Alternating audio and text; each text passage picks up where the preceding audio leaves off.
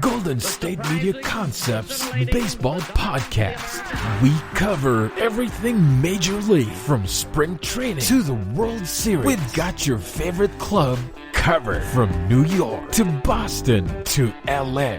This is the Golden State Media Concepts Baseball Podcast.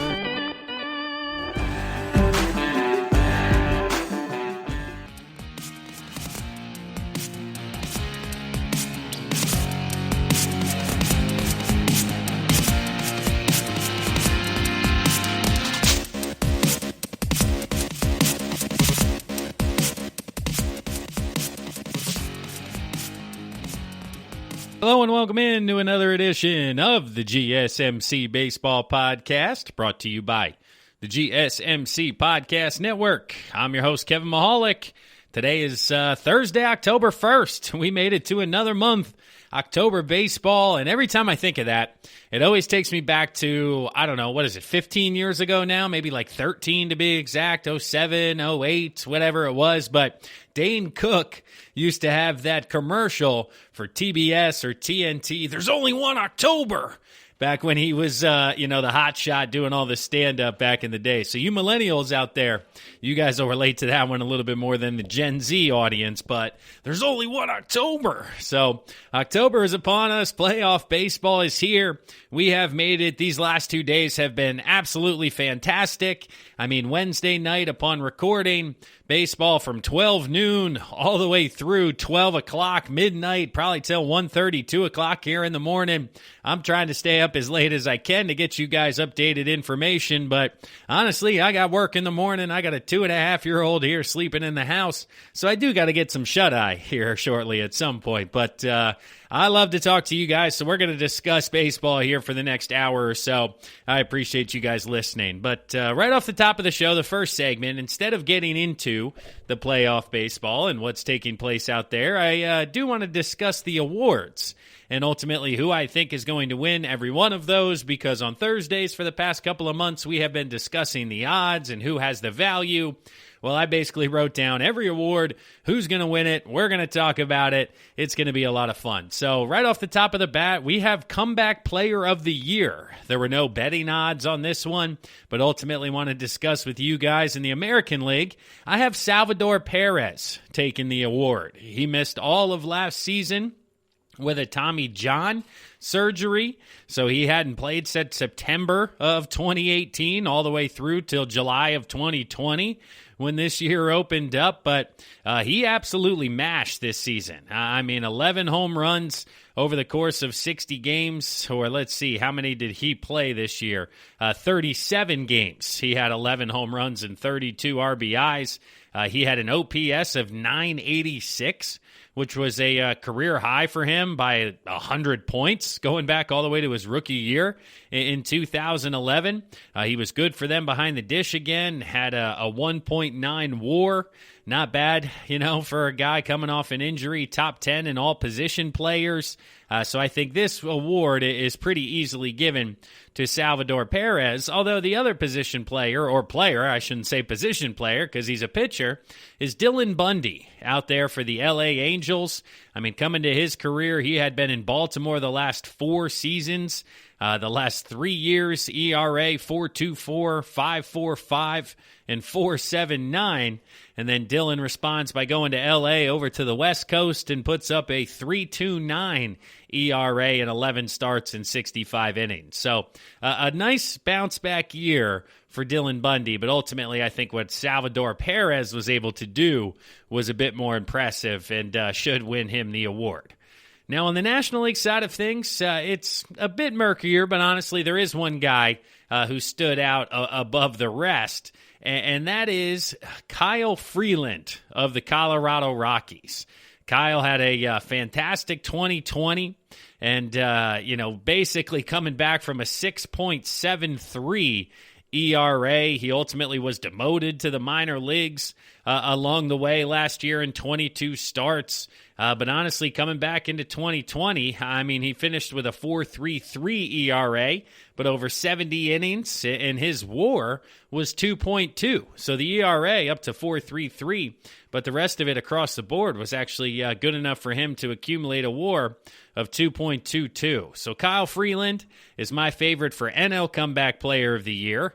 I do have his competition as Edwin Diaz of the New York Mets. And honestly, I know Edwin blew a couple of saves again this year for them, so Mets fans are probably still screaming at the television. But overall, I mean, he was right back to where he was in 2018. And you look at it, right? So last year, 2019, 5.59 ERA. Well, this year it was at 1.75, much lower than even the 1.96 from 2 years ago. He threw 25 innings and had 50 strikeouts, so struck out 2 guys per innings, gave up 5 earned runs all season, 2 home runs. Yes, he does have 14 walks, which is a bit high for 25 innings, and that's what frustrates Mets fans out there. But ultimately, Edwin Diaz was fantastic at the back end of the bullpen, and his 1.3 WAR for a closer is very good for a short season.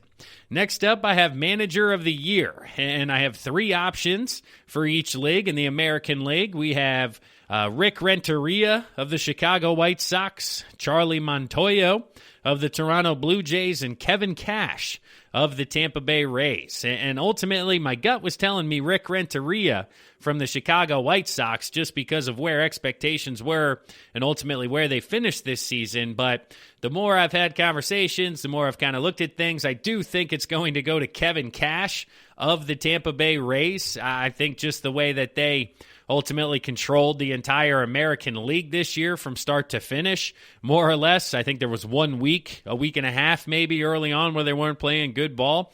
But outside of that, they were tough to beat, and even when they didn't have anything to play for, swept the Phillies, who were trying to make the postseason. So I think it goes to Kevin Cash, but if I personally had a vote, it would go to Rick Renteria of the White Sox. On the National League side of things, the 3 options on that side are Florida Marlins manager Don Mattingly.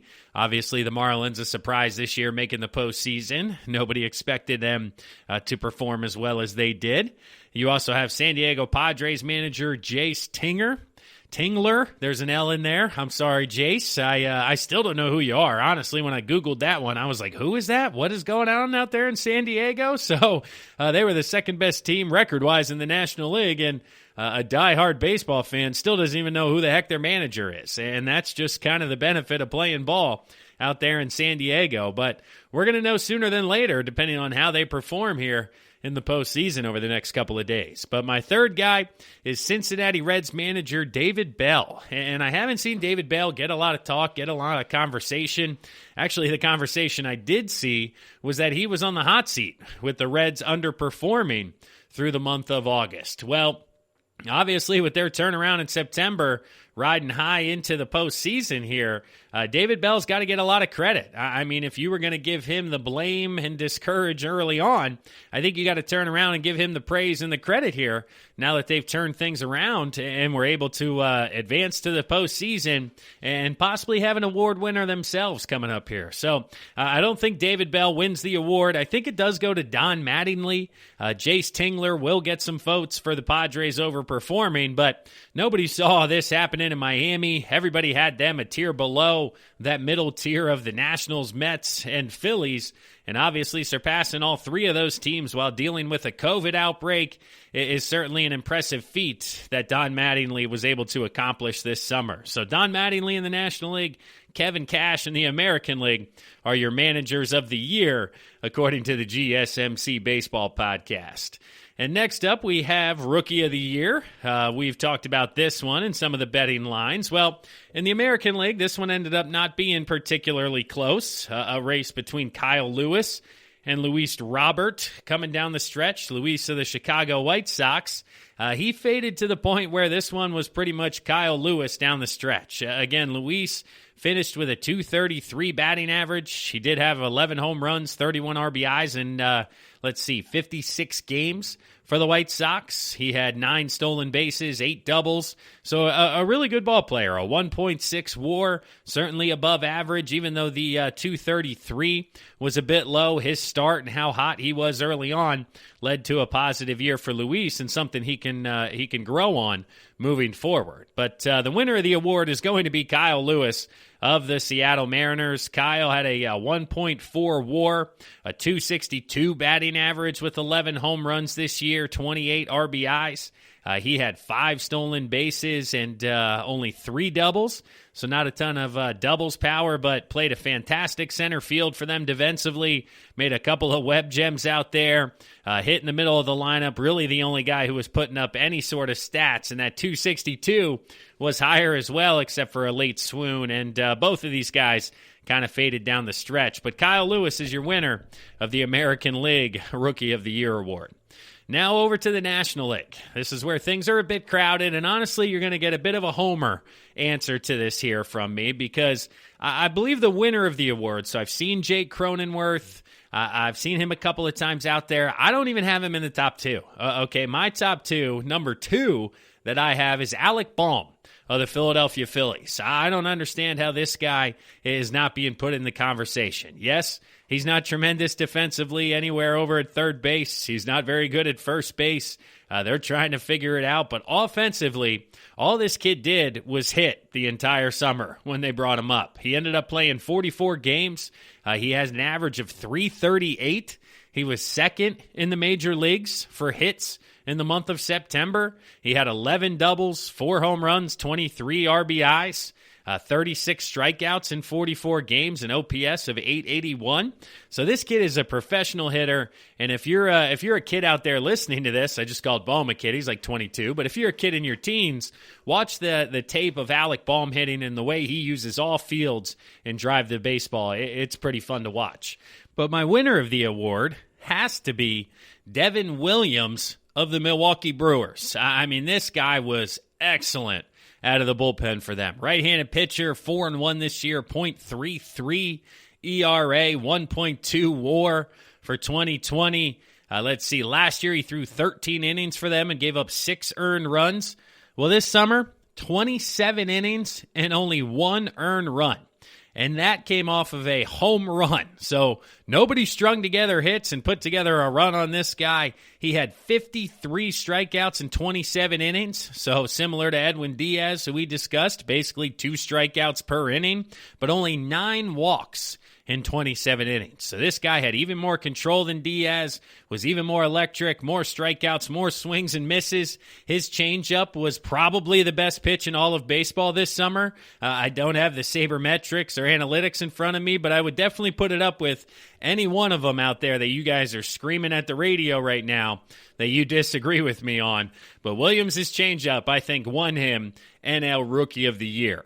And now for the big boys. All right, the top 4 here. And there really isn't an argument for, I would say, 3 out of the 4. And the 4th is kind of a forced argument, so to speak. And that is, well, let's start with the American League Cy Young Award. Everybody knows this one's going to Shane Bieber, by far and away the best pitcher in all of baseball, not only the American League. And he finished with a 3.2 WAR and was 8-1 with a 1.63 ERA in 12 starts for Cleveland this year. Last year, he had a 3.28 ERA. That went down to 1.63, so he's continued to improve year after year. This was year 3 for his big league career. 4.55, 3.28 down to 1.63. But of course, you got to look at the 122 strikeouts in 77 innings. And last year, 214 innings. So just shy of 3 times the amount of innings. If you go by 70 innings, that's 210. 7 innings off of that each time. So let's take, 7 strikeouts off. So go 115. You're looking at a pace of about 340 strikeouts over 162 game season. And that would just be an astronomically high impressive number for Shane Bieber. So no arguments. He wins the American League Cy Young. And on the National League side of things, the race really ended up not being that close. I mean, Trevor Bauer is getting everybody's vote. He was 5-4 this year. He did have 4 losses, but a 1.73 ERA, 2.7 WAR. I was putting those together there. But let's see. He had how many strikeouts here? 100 strikeouts in 73 innings. Very impressive. Only 17 walks. He was the guy in the National League, and he's going to get the ball in Game 1 against the Atlanta Braves. So we'll see if he can carry that over into the postseason.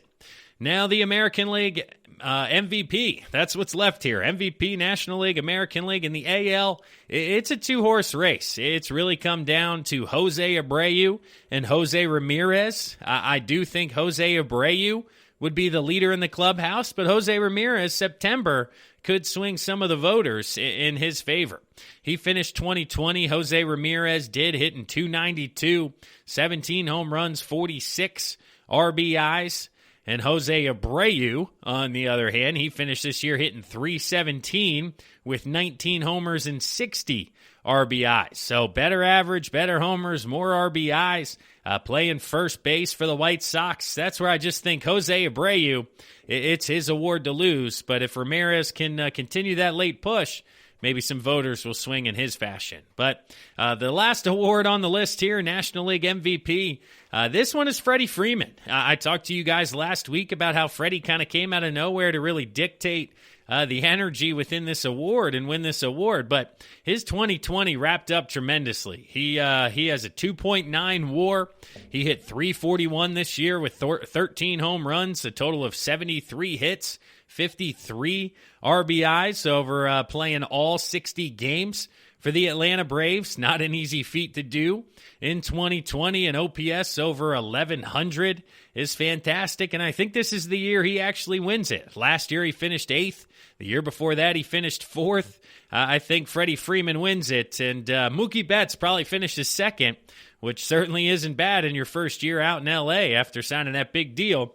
3.4 WAR just due to his defensive abilities out there in the outfield, but hit .292, 16 home runs, and 39 RBIs for Mookie Betts. So a fantastic year, but just not to the level of where Freddie Freeman was offensively and what he's meant to the Atlanta Braves to carry them to that NL East title and another postseason appearance. But that'll wrap it up for the first segment of the GSMC Baseball Podcast, brought to you by the GSMC Podcast Network. I'm your host, Kevin Mahalik, as always.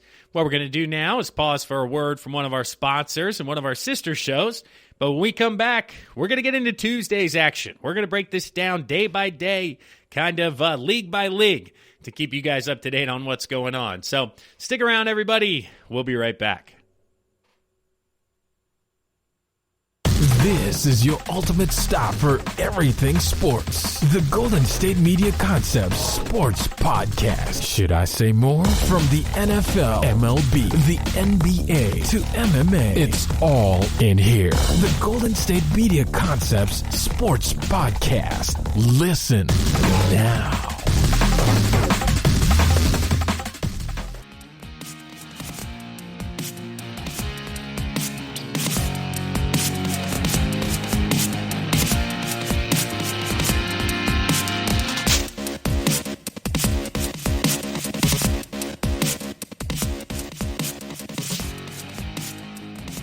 Welcome back, everybody, to today's episode of the GSMC Baseball Podcast, brought to you by the GSMC Podcast Network. If you haven't done so yet, check us out on social media. Do me a favor, Facebook, Instagram, Twitter, heck, even LinkedIn. Check out the GSMC Baseball Podcast, as well as the GSMC Podcast Network. I thank you guys for listening today. I know you guys could be listening to anything out there. You got a bunch of different baseball podcasts, but we're coming at you now fast and furious here in the postseason, keeping you guys up to date on everything that's going on. So if you could leave a 5-star rating, write a review, we would very much appreciate it here within the GSMC Podcast Network. But let's dive into Tuesday's action. Like I said, kind of taking this day by day, looking at things. We had 4 games on Tuesday and 8 games on Wednesday that we'll get into talking about and discussing here. And in order, on Tuesday, the playoffs got underway with the Minnesota Twins facing off against the Houston Astros. Now, in previous episodes, I know I talked about how the quarantine playoff bubbles will be taking place, but I believe I was incorrect. I may have stated that it was for the wild card round, but it is not. That is not what's going on here. These games are in the home ballparks. I'm okay with it. I have no problem with it. I believe the bubble will take place in future rounds of the postseason, but I can't remember if I communicated to you guys that it was supposed to be in the wild card round. So if I did, I apologize, because honestly, I was surprised. I looked at the television going, man, that really looks like the Twins Stadium they're playing at. And then Oakland showed up shortly after that in Oakland. And I said, wow, I think I may have lied to the GSMC podcast listener. So I apologize for that, but here we are nonetheless. Houston at Minnesota. Minnesota this year during the regular season was a best 24-7. That's a major league best at home. And Houston was 9-23 on the road. So you have Minnesota at home, best record at home. Astros on the road, one of the worst records on the road. And then you have kind of the curse or the aura that Minnesota is trying to break. And they were coming into this game Tuesday riding a 16-game playoff losing streak. This was tied with the Blackhawks for the longest in North American sports history, so including hockey. And the last playoff game they won was in the year 2004. So would they be able to right those wrongs, get off the schneid? And they did get off to a nice start. I mean, they put some pressure on Zach Greinke in the first inning. He had the bases loaded, gave up a couple of hits. Let's see here as I scroll through the play-by-play. Not going to roll through everything, but Cruz, Kepler, they were able to get on. He got Rosario to line out, and then Sano to ground out to get out of trouble. He then worked through the second inning because Kenta Maeda, from Minnesota's perspective, was pretty much dealing through the first 5-6 innings until he ran into trouble a bit later. But Minnesota took a 1-0 lead in the bottom of the third inning. Nelson Cruz doubled home Max Kepler to get out in front and take the lead, and that score held until the 7th inning when, let's see, I got to scroll down for you guys. The Astros, Springer singled to shallow center to score Reddick, and Maldonado was thrown out at third base in a horrible base running decision. And then that's where things stayed tied at 1-1 until the top of the 9th inning. Houston was able to put some pressure on Minnesota, and ultimately a throwing error by the shortstop extended the inning, and then Jose Altuve walked in the leading run, and Michael Brantley behind him was able to extend the lead to 4-1 and ultimately hold off Minnesota. But from Minnesota's perspective, I mean, you're looking at things and kind of looking back to the regular season. Their slugging percentage as an offense was almost 100 points higher against right-handed pitching this year than it was against left-handed pitching. And Houston had to know that going in, because we saw on Tuesday they kind of used the group attack, right? So they threw out Zach Greinke for 4 innings, 79 pitches. He obviously could have continued on, but they saw something where they wanted to go to Framber Valdez, who ultimately came in and threw 5 scoreless from the left side. He honestly wasn't even really tested. I mean, he gave up 4 base runners in 5 innings, 66 pitches, scoreless baseball, and it was just, kind of insane to think about what he was able to do there and down the stretch. But Minnesota side, Buxton got a hit. Nelson Cruz, the only one, the RBI double. Everybody else kind of struggling offensively. And then Houston side, Michael Brantley with a couple of hits. And then the bottom half of the order, Tucker, Gurriel, Correa, Reddick, and Maldonado were able to come through offensively. So Houston gets out to a 1-0 start. Minnesota's losing streak hits 17 games to set the record for North American sports and puts them right on the brink as they're coming back Wednesday to see if they can push and advance to a Game 3. So Houston, under 500, makes the playoffs. How about that? Takes Game 1 of the series. The next game up on the schedule was the White Sox at the Athletics. Now, I talked to you guys in my preview about how I think the Athletics are a bit overvalued coming out of the American League West, and ultimately Chicago kind of showed that right from the jump. I mean, in the second inning, they scored a run. In the third inning, they added 2 more after that. Engel homered in the second. Abreu hit a 2-run homer in the third, and then everyone was quiet again until the 8th, when Grandal homered to make it 4-0. Oakland did answer back in the bottom of the 8th inning with a run on their own, but Chicago pretty much held this throughout the entire ball game. And one of the main reasons, outside of those long balls in the second and third inning, was Lucas Giolito. 7 innings, 2 hits, 1 run, 8 Ks, 1 walk. He was perfect. I believe it was through 5 innings, 6 innings. I was getting alerts on my phone. I was watching the Astros Twins because I was interested on who was going to take that game in the 9th inning. And then ultimately my phone was buzzing me, telling me Giolito was absolutely shoving. So that offense of Oakland struggling a bit against Giolito, like I had mentioned, and then the bullpen hanging on from there from Chicago's side of things. But an impressive showing. Jose Abreu, possibly your MVP. I just told you in the first segment, I believe he is your MVP. He got 2 hits for the White Sox, a couple of RBIs. Engel was 2 for 4 in the 7-hole out of right field. He did strike out twice, but when he was able to put the ball in play, he was very successful. Yasmani Grandal had a hit and a run scored, an RBI, and then Anderson.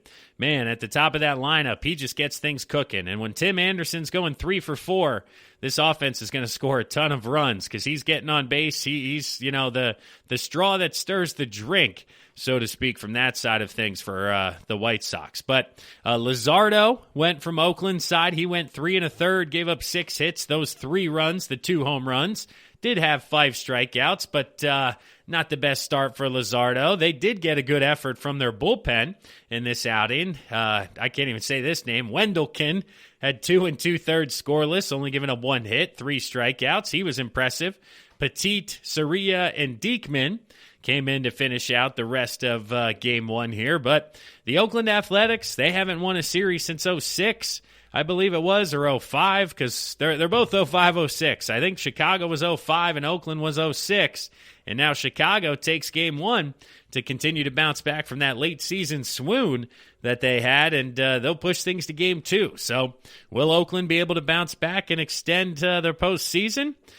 You'll have to wait and hear about it, because we're talking about that in a later segment. But Tuesday, it was All-American League. So baseball pretty much, like I said, Tuesday AL, Wednesday everybody, Thursday NL, plus Game 3s from the American League. So when you're listening to this Thursday here on the 1st, you're probably going to have, 5, 6, 7 baseball games on Thursday. But by the time the weekend rolls around and Sunday hits, when I talk to you guys again, we're going to have the divisional series to start breaking down. So this is going to be a ton of fun here over the next couple of weeks, talking to you guys about everything that's going on. And the next game, the third game on the set here Tuesday, opening day, was the Tampa Bay Rays at home versus the Toronto Blue Jays. And now to bring you guys up to speed, I touched on it, but Toronto and Tampa played some good baseball during the regular season. Toronto was 4-6 versus Tampa, but in those 6 losses, they had the lead in the 7th inning or later, so certainly had the opportunity to win more than 4 of those games. And Tampa knew this coming in. They knew they were going to be in for a dogfight. Honestly, the first 3 innings were scoreless, and then Tampa was able to start the scoring. Adams walked in a run, and then on a wild pitch as well. And then in the bottom of the 7th was the big 2-run shot by Margit from Tampa Bay's side of things, coming out of the 7-hole, playing right field for them here in Game 1. And then Bo Bichette hit a sac fly in the top of the 8th to make it 3-1. But Toronto's offense never really threatened. I mean, they had a couple of runners on base, but there weren't any big rallies really across the board. And that was due to Blake Snell really being in control. I mean, he went 5 2/3, only gave up 1 hit, 2 walks, 9 strikeouts, 82 pitches. Once again, being economical with those pitches over the course of 5 2/3. 9 Ks, 2 walks. He was living in all 4 quadrants of the zone. It was impressive for him to watch and mix speeds and keep these Toronto hitters at bay here and off balance. And he gets the W. Castillo, Anderson, and Fairbanks behind him finish it out. Anderson got touched up for the 1 run in the 8th inning, but ultimately, again, a nice outing for the Rays pitching staff. Margit had 2 out of the 4 hits offensively in the 2-run homer. The other run scored on a wild pitch. So Tampa Bay's offense, not the strongest in Game 1, but certainly did enough to win. And then from Toronto's side of things, I mean, you got to be okay with what Matt Shoemaker gave you in the starting rotation. I mean, he went 3 innings. Let's see, 2 hits, 2 strikeouts, 35 pitches. Then they go to Robbie Ray, who ultimately is tagged with the loss, but goes 3 innings, giving up 1 run, 1 walk, 5 strikeouts, 60 pitches. So he looked good over the course of 3 innings. And then A.J. Cole, the gentleman who came in and gave up the long ball, only getting 1 out and 2 runs, ultimately is going to, not feel good about himself, even though Ray took the loss. And offensively for Toronto, Gurriel Jr. had 2 out of the 5 hits. Really nobody else coming through offensively. A pitch hit single late in the game, but not a lot of threatening from Toronto. And I think this could be a pattern, and if we see it again on Wednesday, they're going to be out of here quickly. But I do think Toronto's pitching and defense can be suffocating, or Tampa's pitching and defense can be suffocating, and Toronto may have a short-lived stay here in the postseason. The last game on the schedule on Tuesday, prime time matchup, 7 o'clock, ESPN. It's the pitching matchup of the day, possibly the first round, possibly the playoffs. And then ultimately, we get a barn burner. I mean, we got 12 runs from the New York Yankees. I didn't expect this. Everybody was taking the under. Shane Bieber hasn't given up this many runs all year. And in the top of the first inning, 2-run shot, Aaron Judge. Then in the 3rd inning, Voit doubles to make it 3-0. Gardner doubles in the 4th on a run. LeMahieu scores a run. 5 runs. Torres homers in the 5th. 7 runs. And Shane Bieber hadn't given up 7 runs all year, and he gets touched up for 7 runs, 9 hits, 2 home runs, and 4 2/3.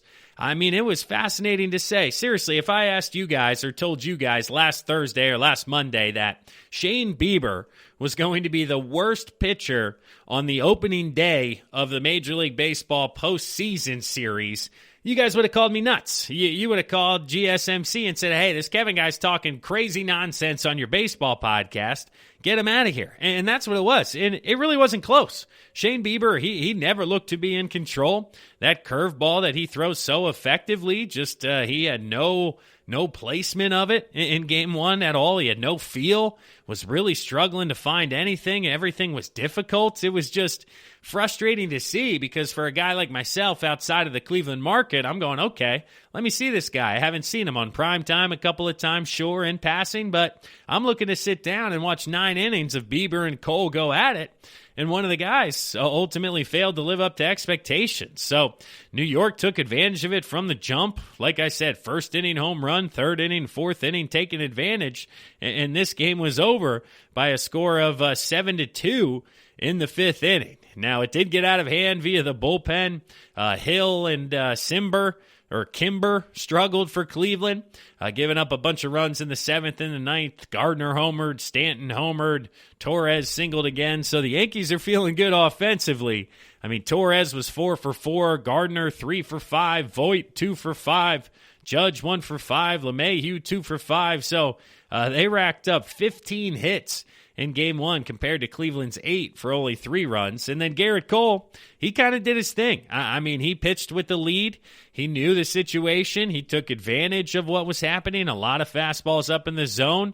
They were able to get him out of there before he was overworked due to the fact that they had the lead after 7 innings because Cole went 7, 6 hits, 2 runs, 13 strikeouts, 0 walks. Did give up 1 home run on the evening, but has given up the long ball pretty often this year, so you expect about 1 a night out of Garrett Cole. But the Yankees will take that. 7 innings, 2 runs, 13 Ks. Very impressive stuff from Garrett Cole.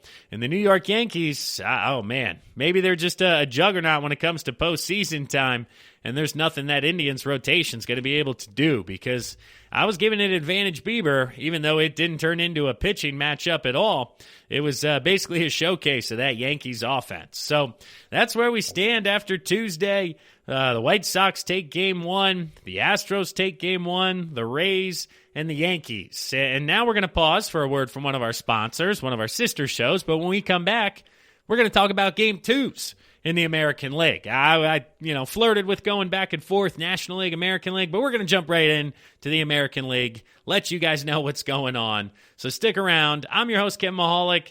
This is the GSMC Baseball Podcast.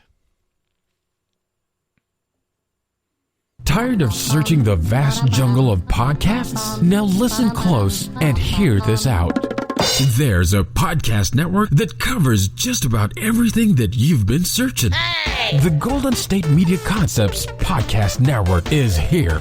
Nothing less than a podcast bliss with endless hours of podcast coverage. From news, sports, music, fashion, cooking, entertainment, fantasy, football, and so much more. So stop lurking around and go straight out to the Golden State Media Concepts Podcast Network. Guaranteed to fill that podcast itch.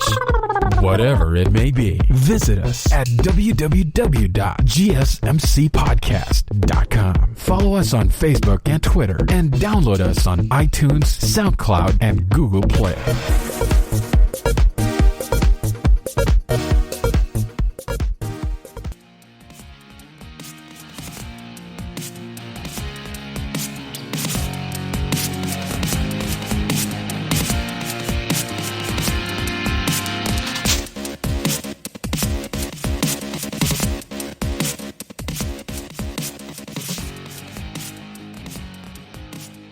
Hello, and thanks again for tuning in to today's episode of the GSMC Baseball Podcast, brought to you by the GSMC Podcast Network. I'm your host, Kevin Mahalik. Today is Thursday, October 1st. That's right, postseason baseball. It is October. I appreciate you guys listening in today. We're going through all of the slate here on Wednesday. 8 total games. It was honestly like too much baseball at times, because baseball, unlike basketball or football, you can't really dictate when the big moment is going to be taking place based on the situation. Now, of course, when you get late in the game, 7th inning, 8th inning, there's guys on 2nd and 3rd. Let's switch over. Let's check that out. But when it's the 3rd, 4th inning, runners on 1st and 2nd, and somebody pops one for a 3-run homer, and all you catch is the replay, it's a little like, man, that was probably a big moment in that game. I wish I would have seen that one. So there was a little bit of baseball overload to the point where I needed more screens. I talked to you guys about having at least 2. Well, because of what's happening here on Wednesday, and we have a National League game that we're going to get to that really kind of threw everything into whack when it came to looking at each screen and timing and things like that. And for those of you who followed along all day, you know exactly which game I'm talking about early in the afternoon. But because of that, I was unable to watch in detail basically everything I wanted to, back to the original point. And I'm not going to harp on having 8 games of baseball on, because there was a time back when I was growing up where you got one ball game, and if it wasn't in your market, you couldn't watch the other ones. And very early on in my life, there wasn't the internet, so you couldn't even check ESPN, or you couldn't have a phone if you were at practice or you weren't at home. You weren't going to know the score until you got home later that night, and then you had to sit in front of the computer and wait for the dial up and all that good stuff. So it was just fascinating, but a ton of baseball to get through here. So let's dive into it. Let's continue on the American League side of things. I don't want to leave you guys hanging. We talked about Game 1 in the second segment. Well, Game 2 is currently taking place, or has taken place in every one of these situations, because one of these games is still going going on due to a rain delay and a high-scoring affair. So we're going to start with the other 3 games. That way that game can get as much going on here before we bring it up tonight. But Houston, Minnesota. Minnesota drops game 1, 9th inning error. Led to an advantage for Houston. 17 straight losses. Can they finally win a postseason game? And once again, nothing through the first 3 innings, or 0-0. Then Houston gets on the board 1-1, and Nelson Cruz, he had the only RBI in game 1. Well, he had the only RBI in game 2. So the guy who was in the MVP conversation for the regular season continued to come through in the postseason. He was 1 for 3 in both games with an RBI, so can't fault his performance, but only scoring 1 run in each game, or 2 total over the course of 18 innings, isn't going to be enough to win in the postseason. And for a team that was excellent offensively and had a, murderer's row lineup that they like to discuss last year, hit the most home runs in team history. This year was even better after adding Josh Donaldson. Well, Donaldson was unable to go in this playoff series. I believe he is nursing a calf injury. So ultimately that big fish that they reeled in during the offseason didn't help them at all here in the first round. And ultimately more late inning collapses. In the top of the 7th, Carlos Correa hit the go-ahead home run off of Stashak. Let's see, Cody Stashak. I didn't even know Cody, to be honest with you. I don't know everybody in Minnesota's bullpen, but Correa hit a ball out to right center. It was a nice opposite field home run. Showed some power, some growth for his approach when it comes to playoff time in the regular season he had, which was up and down. And then in the 9th inning, added an insurance run. Tucker singled to right, scoring Michael Brantley. And from an offensive perspective, again, Urquidy. He was able to hold down Minnesota. I don't get how Jose Urquidy was able to be that effective from the right side. I mean, he was fantastic in this outing. Watching him just kind of manipulate the strike zone, there really wasn't a lot going on from Minnesota's side. And then a 1-2-3 9th inning for Presley, getting his first postseason stave. He had 2 strikeouts after Javier had thrown the 3 previous innings. So Javier ran into a couple of base runners, Christian Javier did in the 8th inning, but he was able to work out of the jam, and it was almost kind of like that compounded game again from Houston. They're really looking at their starting pitching, and because they really don't have those horses this year like they did in years past, they're going by committee. So they had Urquidy 4 1/3, Javier 3 innings after yesterday.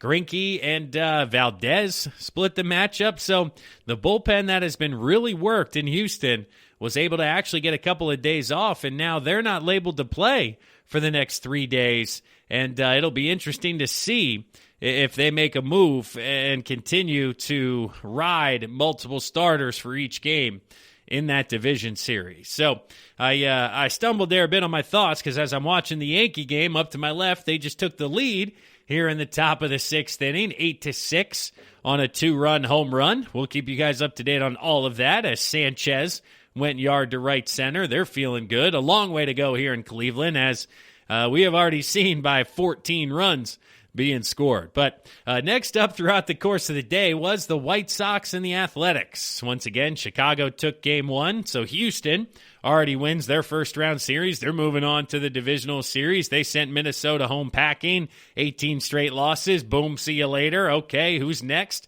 Well, Oakland, they didn't want to follow in Minnesota's path. They didn't want to win a division and then be outed in the playoffs after only 2 games. And honestly, they have a lot to thank Chris Bassett for because Chris was fantastic for them in Game 2. He went 7 innings, gave up 6 runs, only 1 earned run. Over the course of those 7 innings, he had 5 strikeouts. It was very nice for him to watch, or very nice for me to watch him work and give up that 1 run. Now, Hendricks did come in after him and give up a couple of home runs and some runs scored there to make things interesting down the stretch. But ultimately, Bassett was relieved. Hendricks gives up a home run. 1 run goes back to Bassett. So even while he was pitching, didn't give up any runs, but was credited with 1 because he was responsible for him on base. And I mean, The White Sox offense, it got going too late. Tim Anderson at the top, 3 for 5. Once again, he keeps hitting, which ultimately I think would give them the advantage in Game 3 coming up here on Thursday. So as you guys are listening to this Game 3 might be taking place. It'll be interesting to see the pitching matchup because Dallas Keuchel, who I thought would perform well, he was bad. I mean, there were a couple of errors made behind him, but he certainly didn't help. 3 1/3, 6 hits, 5 runs, 3 of them earned. A couple of long balls from Oakland's side of things. Davis went yard in the 4th. Simeon hit a 2-run shot in the 2nd. This was after a couple of runs scored on an error in the 1st. Chicago's bullpen was able to stabilize things, but we're going to go to a winner game all here in Thursday, Game 3. I've never said winner game all, Game 3, so I had to find my thoughts there to make sure I actually knew what the heck I was talking about. But looking at the time here, the schedule, see if it's on the board already. White Sox Athletics, 3 o'clock Eastern time or noon on the West Coast for the deciding Game 3 on Thursday. That one will be fun to watch. Tune in. Let's see if they have the starters listed. They do not. To be determined for both of these teams as of late Wednesday night. The third game here in the American League that took place on Wednesday was the Tampa Rays and the Toronto Blue Jays. And once again, Tampa kind of looked like that squad that was just taking care of business. 40-20 during the regular season, 20-9 at home, and 2-0 now in the playoffs. They made quick work of the Toronto Blue Jays. They got out to a huge start early. They jumped all over Blue Jays pitcher Ryu. He did not have a good postseason outing. Yes, there were some errors and not all the runs were earned, so it doesn't look that bad. But certainly, let's see here. 1 run in the first and then 6 runs scored in the second inning. He gave up a couple of long balls, a 2-run shot to Zunino, and then a grand slam to Renfroe, all in the second inning. And this was 7-0 in the second. In Game 2, after you win Game 1, and this game was over. This one early on, you could have changed the channel and watched which other game was on because you weren't missing anything. Tyler Glasnow pretty much just rolling through things, going through the motions. Once you're spotted a 6-run lead with his type of stuff, you're just pounding the zone. Because of that, he gave up a home run to Jansen to make it 7-1, but then the Rays answered right back an inning later to make it 8-1, and then ultimately Jansen homered again in the 5th inning. So Jansen got Glasnow twice for solo home runs, but everybody outside of that really wasn't able to put anything together against Glasnow. Loop, Thompson, and Anderson ended it up being scoreless for Tampa's bullpen. Toronto offensively, let's look at some of the averages. Jansen again hit 400 because of the 2 home runs today, but everybody else 250, 250, 250, 143, 000. So not a good showing for the Toronto Blue Jays offense. Obviously difficult sledding going up against Blake Snell and then Tyler Glasnow, but Ryu giving them the start they had, followed by Stripling, not so effective. But if there is one bright spot, if you're a Toronto Blue Jay fan, it's got to be the performance by Nate Pearson coming out of the bullpen. The kid was absolutely fantastic. He was awesome. 2 innings, 5 strikeouts, 28 pitches, no hits, no walks, no nothing. One guy put the ball in play. It was fascinating to watch. He was excellent. Upper 90s, fastball, low 90s, changeup, working high-low. It was good stuff from a pitching perspective. So if you're a fan of Pitching Ninja, they had a lot of Nate Pearson because he was making a lot of really good hitters for Tampa Bay look silly. So going into next year, you got to feel good if you're Toronto, better than if you are Minnesota, having been swept out of the wild card series. Minnesota, once again, division winners 2 years in a row, still hasn't won a game in the playoffs, let alone a round.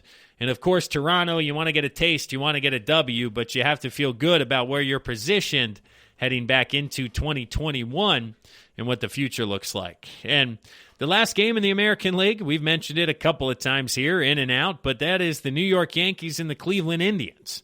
So it is creeping up on 11 o'clock Eastern time here, and this one was supposed to start around 7 Eastern time, so I figured, hey, we'd be done. The only game going on is in the National League West Coast. Well, Good Mother Nature decided to give us a rain delay, and then the Yankees and Indians decided to not play any sort of a fast-paced game here, as we have an 8-6 game heading to the bottom of the 6th inning currently. Carlos Carrasco got touched up for 4 runs over the course of 3 innings, giving up a home run. Let's see here. Tanaka from New York side of things, giving up 6 runs over 4 innings. Not very good, although Cleveland does not have any home runs. So they've, kind of battered Tanaka to death here if we're looking at things. With the bottom of the 1st inning, scoring 4 runs. A lot of hits. Let me switch over to the play-by-play here. You guys may hear some slight background noise as ESPN likes to reload. Nope, no highlights yet. That's right. This one's still live, so no background noise for you. But looking at some of the play-by-play, going back to the 1st inning, let's see here. Hernandez doubled, Ramirez doubled, Reyes walked, Naylor doubled, Perez singled, and just like that, it was 4-0 Cleveland in the bottom of the 1st, and you're feeling good with Carrasco on the mound. But New York strikes back, top of the 2nd inning. Stanton hit a home run. Cleveland goes scoreless in the bottom of the 2nd. Same with New York in the top of the 3rd. Still 4-1 Cleveland as we head to the 4th inning. And this is where things start to get good here in the top of the 4th. Let's see. Voit walked. Hicks tripled. Voit walked. Stanton walked. We got bases loaded. And Urshela hit a grand slam. Hicks scored, Voit scored, and Stanton scored. So a grand slam for Urshela made it 5-4 New York in the top of the 4th inning. He hit that one off of Karinchak, who has been absolutely fantastic for Cleveland so far this year and one of the best relievers in all of baseball. So to see him give up that run, there's your background noise ever so briefly I was talking about. They're showing the highlights of Stanton's homer because after they made it, 5-4. Then in the 5th inning, Stanton hit a sac fly to make it 6-4. In the bottom of the 5th, Cleveland bounced back to a couple of hits, another double by Ramirez to make it 6-6. And then in the top of the 6th, Sanchez makes it 8-6. That's right, I just watched that. What am I talking about? But Gary Sanchez hit a home run opposite field to right center to make it 8-6. So at this point now in the bottom of the 6th inning, Tanaka's line, 4 innings, 6 runs, not great. Chad Green's in the ball game, working his 2nd inning here. Carrasco, 4 runs. Karinchak, 1 hit, 1 run. Mayton gave up 1 run. McKenzie gave up the 2-run home run. So no Indians pitcher is able to go scoreless here tonight, and that's a testament to this Yankees offense, which is, very, very good, including the home run by Urshela here tonight. But that'll wrap things up for the American League. As we've talked about Games 1 and Game 2, the New York Yankees are trying to wrap things up here against Cleveland as Cleveland gets a leadoff single in the bottom of the 6th inning. So by the time you're listening to this, you'll know how this matchup ends. But other than that, we're going to have a Game 3 out in Oakland and possibly in Cleveland. We'll have to wait and see. If not, it's going to be a sweep in 3 out of the 4 matchups in the American League. But that'll do it here for the 3rd segment of the GSMC Baseball Podcast, brought to you by the GSMC Podcast Network. Stick around, everybody. I'm your host, Kevin Mahalik. We're going to talk about the National League matchups on Wednesday when we come back.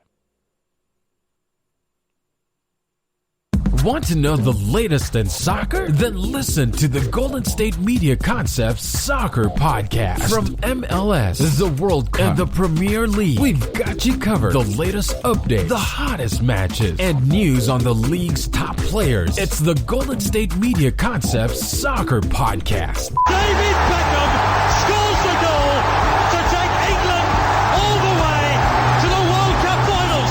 Listen now.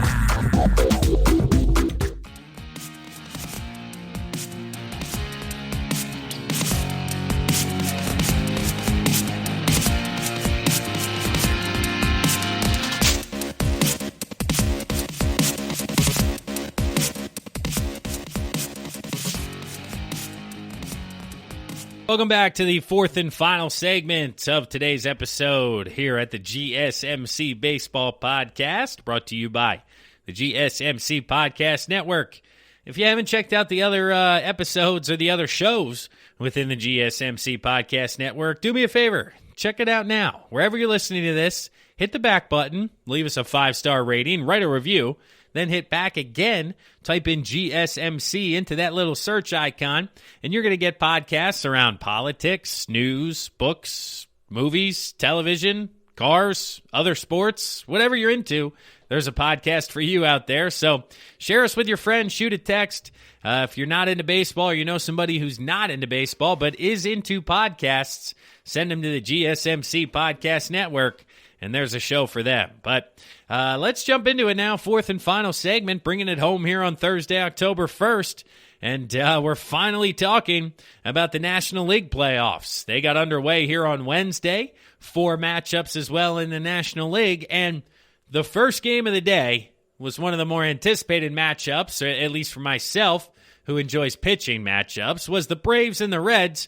And they screwed everything up by going 13 innings. This was what I was talking about, like, hey, okay, I'll watch them until this game's going on, and then I'll head over there. Well, this game took as long as the Twins game did, even though that one started over an hour later. We got a 13-inning ball game, and it brought up the conversation right off the top of the bat here, Day 2, Game 1. Should the extra inning rule stick around for the postseason? Should it stick around for the regular season moving forward? And this is one of the rules that I was actually a fan of this summer. I know it drove people crazy. It's a carnival. It's gimmicky. It's childish, softball, what have you. And I'll meet you in the middle because I do agree with you that it is. But the fact of the matter is that extra inning baseball is horrible baseball to watch because especially after the 10th inning, every single guy, whether you're a home run hitter or not a home run hitter, is just trying to launch everything in that moment. And it becomes a strikeout, fly ball, home run hitting contest where nobody ends up hitting one until the 14th, 15th inning, and we're here for 5 hours. So if you're not going to put a guy on, second base and extras in the 10th inning, okay, no problem. But maybe the 12th inning, maybe by the time we get to inning 12, we got to do something. I mean, we were in the 13th, bottom of the 13th. Atlanta had the opportunity to not score, and I'm going, I got to get a home run derby. I got to have something here. I can't continue to watch scoreless baseball for another hour. And Cincinnati blew this game offensively for anybody who watched it out there. They had multiple opportunities, bases loaded, less than 2 outs, bases loaded, 2 outs in extra innings a couple of different times. And Atlanta just continued to navigate somehow out of trouble inning after inning. And that's what dogged Cincinnati all during the regular season. I talked to you guys about how it was the offense who let them down and not the pitching staff. And that rang true again here tonight. They lost a game 1-0 in 13 innings. I know Max Fried is very good. 7 innings, 6 hits, 5 Ks. No runs for him, of course. But Martin, a scoreless inning. Melanson, a scoreless inning. Smith, inning and a third scoreless with 3 strikeouts. So only one guy was even able to put the ball in play.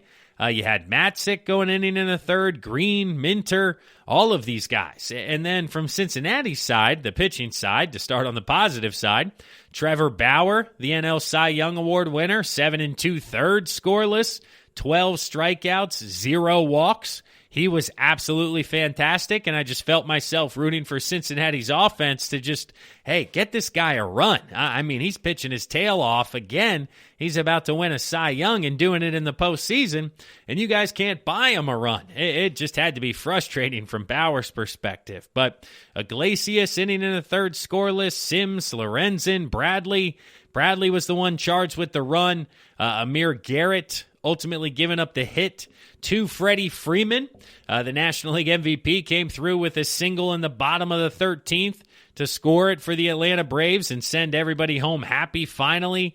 Atlanta had 6 hits in 13 innings and won the game 1-0. The Braves are very, very lucky to have won this one as both teams combined for 37 strikeouts in 13 innings. Let's see. Atlanta pitching had 16 and Cincinnati pitching had 21. So 21 strikeouts for Braves hitters over 13 innings. Not great. but they're going to have to make adjustments moving forward. But ultimately, you'd much rather be up 1-0 than down 0-1, and that's a huge swing in the first game for the Braves as they head to Game 2 here. So let me click over, see if I can find starting pitchers for Game 2. We have Luis Castillo for the Reds going against Ian Anderson. That's right, going Game 2. Those are the two, and it'll be a fascinating one. Anderson being a kid, Castillo young himself, and a must-win. That could be fun to watch. In the second game in the National League, the Miami Marlins. I think I called them the Florida Marlins earlier. That's my bad, the Miami Marlins. They're 31-29, and they beat the Chicago Cubs 5-1 at Wrigley Field. This one, it was scoreless through 4. Chicago took the lead in the bottom of the 5th inning on a Happ home run, which ended up being their only run of the day. And then Miami, in the top of the 7th, put up their 5 spot. They got a 3-run home run by Dickerson to make it 3-1, and then Jesus Aguilar followed that up with a 2-run shot after that. Kyle Hendricks went Game 1 for Chicago. I talked to you guys how I thought it could be Darvish, or I didn't know which order they'd go. Hendricks goes Game 1, 6 1/3, 3 runs, gets the loss. Jeffress behind him, 2/3 of an inning, 2 runs, giving up the home run to Aguilar. And then a few guys filling in after that. But Miami side of things, I told you guys, this offense in Chicago they're going to struggle to hit the ball. I mean, this Miami rotation is better than people know, and the only reason I know that is because they went 7-3 against the Fightin' Phils this year, and the Phillies offense was actually a pretty good offense. So this rotation is better than people expect, and only 4 hits from the Cubs and 1 solo home run goes to show you that Alcantara was on his game. I mean, the guy is wildly effective, 6 2/3, 100 pitches, 3 walks, 4 strikeouts, did give up a home run, but you just look up at the end of the day, and he seems to have a nice line going every time. Brandon Kinsler, through the 9th inning, he got the save. He's been throwing in big innings for good teams now over the course of a couple of years. And then Aguilar in the middle of the lineup, Dickerson at the top. This Miami team, man, it is going to be fascinating to see if they can upset the Chicago Cubs, especially in Game 2, because Game 2's pitching matchup Thursday at 2 o'clock. So if you're listening to this by 2 o'clock, the Reds and Braves are playing again at noon, and then the game after that at 2 between the Marlins and Cubs. Miami's going to run out Sixto Sanchez, who struggled in his past couple of starts but lit the world on fire his first month and a half up in the big leagues. 100 miles an hour, easy. I mean, watch this guy throw, and he'll be going against Yu Darvish, who was possibly the favorite for the NL Cy Young at one point there during the month of September. So again, you may see Marlins Cubs and go, I don't know, but Sixto Sanchez versus Yu Darvish is going to be worth the price of admission. And unless that Cubs offense gets going, I would take the under, and I think it's going to be a very close game in Wrigley Field once again. So those Marlins, they'll look to put an end to it on Thursday at 2 o'clock behind Sixto Sanchez.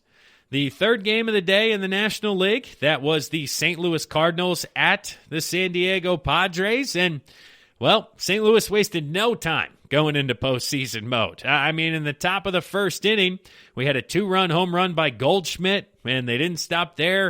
A couple of hits later, sac fly. It was 4-0 Cardinals in the top of the first inning, and welcome to the postseason, Chris Paddock. I mean, 2 1/3 innings, 6 earned runs total. San Diego did bounce back in the bottom of the first. Hosmer hit a sac fly. They also got a run in the bottom of the second to make it a 4-2 game. But this is where Paddock ran into trouble again in the third, giving up a number of hits and ultimately 2 more runs for 6 total runs in 2 1/3 inning. Only 1 strikeout for Paddock in his playoff debut. Now, 6-2 at this point. San Diego bounced back, and they cut the lead to 6-4 after the 6th inning, getting a couple of runs back. And then St. Louis pushes across the insurance run to make it 7-4 in the top of the 9th inning. So St. Louis really went game by committee from the pitching side of things. It was kind of fascinating to see how they were working that rotation. I mean, they went with Kim in the starting rotation, but he only went 3 2/3, 76 pitches. Gave up 3 runs, but at the time, once again, being up 4-1, it was all you needed from that side of things.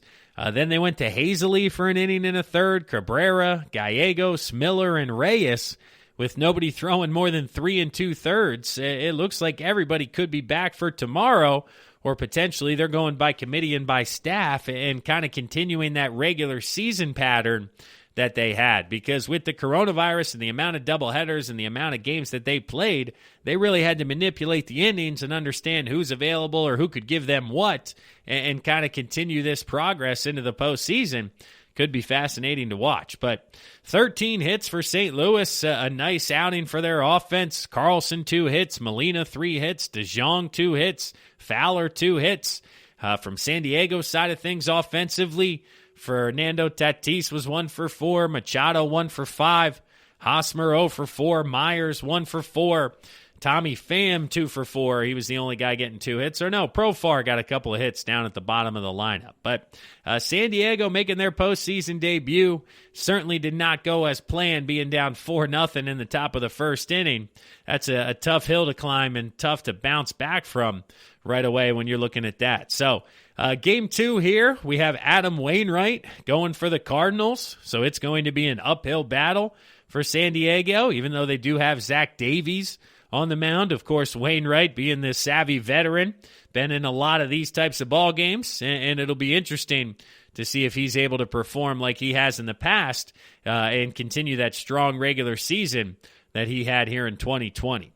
Now, the last game of the night here, that's currently taking place. I told you earlier the Yankees and Indians were in the 6th inning. Let's get one last update as we're into our final 5 minutes or so here of today's show, and then we'll wrap up with the final game. But this is tomorrow's schedule, so I got to go back to today. Scroll up here as we're talking. But Indians, that is still 8-6 after 6 innings. And the last game in the National League, Brewers and Dodgers. 10 o'clock start here, East Coast time. We're almost creeping till midnight, about 11:30 here. It is the bottom of the 3rd inning, and it is 3-0 LA Dodgers. They got out to a nice early start. Couple of runs in the bottom of the 1st, followed by another one in the 2nd inning. Looking at some play-by-play here to let you guys know what's been going on thus far. Bottom of the 1st, Betts doubled, Seager walked, Muncy walked, and then Smith walked, Pollock walked. It was a merry-go-round in the 1st inning. And then in the 2nd inning, Betts doubled, Boots doubled. I put those together again here. It's getting late. You got to forgive me down the stretch. But Mookie Betts 2 for 2 early on, 1 run scored, 1 RBI, an impressive start for him to his postseason tenure here in Dodger Blue. Going down the list here, and then Taylor has the hit. So those are the 3 hits for the Dodgers. Mookie Betts has 2. But Suter from Milwaukee, my goodness, inning and 2/3, 5 walks for Brent Suter. Just could not find the zone. And you put an offense like L.A., and you give them that many free passes, I mean, he's lucky it's only 3 runs at this point. Now, things have stabilized here as Eric Yardley has come in and gone an inning and a 3rd scoreless as they just ended the 3rd inning, so they're through 3 officially here, probably by the time we'll have to wrap up today's episode. 1 hit for Milwaukee to this point. That is Garcia in center field. But Walker Buehler has been good. I mean, the kid's got 3 innings pitched, 1 hit, 1 walk, 6 strikeouts in 48 innings with a 3-0 lead in the way Milwaukee's offense has struggled this year. I think it's safe to assume, and that's what I'm going to do here at the end of the night, is that LA is going to win this game heading into tomorrow. And like I said, probably finish off the Brewers in 2. So my predictions, let's kind of see where we're at here. You know, looking into Thursday, winner take all in the American League. I'm going to stick with the White Sox over the Athletics. I think they're going to take that opening series. Now, let's see, in the American League, the Yankees, if they win tonight, that one's over, so that could be the only one left. So let's talk National League, Reds-Braves. I think the Reds win Game 2 and ultimately force a Game 3, or at least that's what I want to happen, but Atlanta is the favorite and should wrap that up in 2 games. Now, Cubs-Marlins, the Cubs, it looks like a toss-up, but I think Yu Darvish, being the veteran there, they should push back against Miami and force a Game 3, where ultimately I think they would have the advantage. The Padres, they're favorited going against Wainwright and the Cardinals, but the Cardinals, They just know how to play playoff baseball, and that heart rate stays level for them, doesn't uptick. And I don't know if the Padres are just there yet and know how to win when it comes to postseason time, because their record was so good they didn't play difficult games down the stretch. And maybe that's coming to backfire here a little bit come October baseball. But I'll take the Padres to force a Game 3, and then I'll take the Dodgers in the nightcap with Brandon Woodruff going against Clayton Kershaw in a fantastic pitching matchup. And close your eyes, read Kershaw. Hey, it's going to be him, but are you getting playoff Kershaw or regular season Kershaw? And because of that, I'll take Milwaukee to bounce back and ultimately force a Game 3. But thank you guys for listening. I have a lot of fun now that this is in the postseason. We're talking about actual games and detail, things that are going on, and not kind of making up content. So I'm having a ton of fun for you here. Even though it is late Wednesday night for me, I'm enjoying it, watching it here, top of the 4th, top of the 7th. I'm hanging in there. Hopefully you guys are too, because I know the pandemic's still going on. People are still having a lot of negative effects from the economy, life, and everything that's being thrown at you. So hopefully I was able to take you away from some of your real-life problems and give you guys a smile or two as we talked baseball for the last hour or so. But that'll wrap it up for this episode. I'm your host, Kevin Mahalik, as always. I'll be back to talk to you guys on Monday as we record Sunday night for you here within the Baseball Podcast. But once again, like, share, rate, review, subscribe, do all of that stuff. Facebook, Instagram, Apple Podcasts, Twitter, whatever it is. You guys know the drill here in 2020. We really appreciate it. It does help us, so please do that. But that'll do it for today. Again, I'm Kevin Mahalik. Enjoy your weekend, everybody. We'll talk to you soon.